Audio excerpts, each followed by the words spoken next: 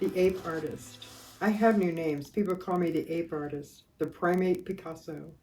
I have visitors from morning till night, and so does Ruby. But nothing's changed for her.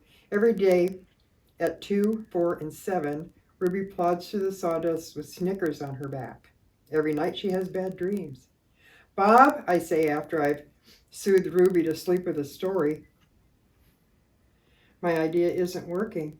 Bob opens one eye. Be patient. I'm tired of being patient, I say. Interview. This evening, a man and woman came to interview Mac and also George and Julia. The man has a large and heavy camera perched on his shoulder. He films me as I make my pictures. He films Ruby in her cage with her foot roped to the bolt in the floor. Mind if I take a look around, he asks. Mac waves a hand. Be my guest. While Mac and the woman talk, the cameraman walks through the mall. He pans his camera right and left, up and down.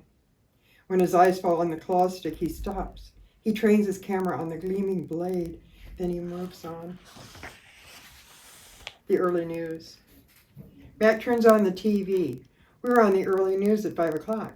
Bob says, don't let it go to my head. There we all are, Mac, Ruby, me, George and Julia, the billboard, the mall, the ring, and the claw stick. Signs on the stick.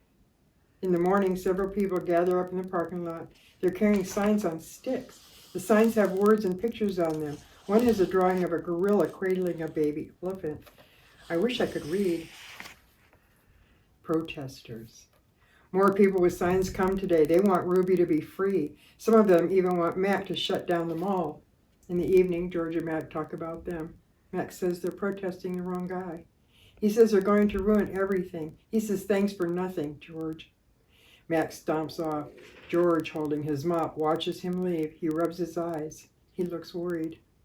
Dad, Julia says, looking up from her homework, you know what my favorite sign was? George asks. Which one?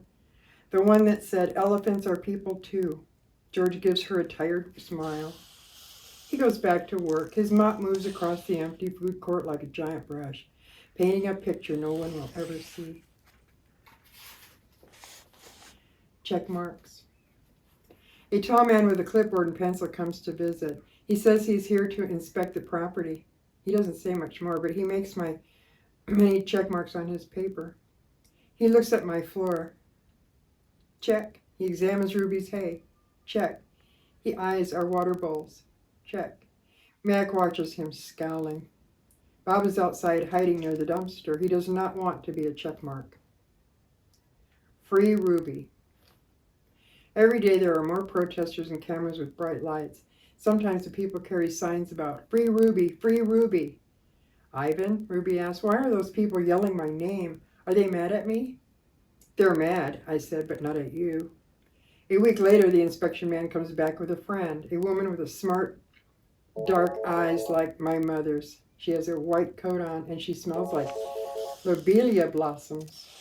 Her hair is thick and brown, the color of a rotten branch teeming with luscious ants. She watches me for a long time, then she watches Ruby. She talks to the man. They both talk to Mac. The man gives Mac a sheet of paper. Mac covers his face. He goes to his office and slams the door. New box. Something strange is happening. The white-coated woman is back with other humans. They place a large box in the center of the ring. It's Ruby-sized. And suddenly I know why the woman is here. She's here to take Ruby away. Training. The woman leads Ruby to the box. She places an apple inside. Good girl, Ruby, she says kindly. Don't be afraid. Ruby inspects the box with her trunk. The woman makes a clicking sound with a little piece of metal she is holding in her hand. She gives Ruby a piece of carrot. Each time Ruby touches the box, she gets a click and a treat. Why is she making that clicking noise? I asked Bob. They do that to dogs all the time, Bob says. I can tell he doesn't approve. It's called clicker training. They want Ruby to associate the noise with a treat. When she does something they want, they make that noise. Great job, Ruby, the woman says. You're a quick study. After many clicks and carrots, she takes Ruby back to her cage. Why is that lady giving me carrots when I touch the box? Ruby asked me. I think she wants you to go inside, I explained. But there's nothing inside, Ruby says, except an apple. Inside that box, I say, is the way out. Ruby tilts her head. I don't get it. See the picture of the red giraffe on the box? I think the lady's from the zoo, Ruby. I think she's getting ready to take you there. I wait for Ruby to trumpet with joy, but instead, she just stares at the box in silence. I'm not sure you understand. That box might be taking you to a place where there are other elephants, I say. A place with more room and humans who care about you. But even as I say these words, I remember with a shudder the last box I was in. I don't want a zoo, Ruby says. I want you and Bob and Julia. This is my home. No, Ruby, I say, this is your prison.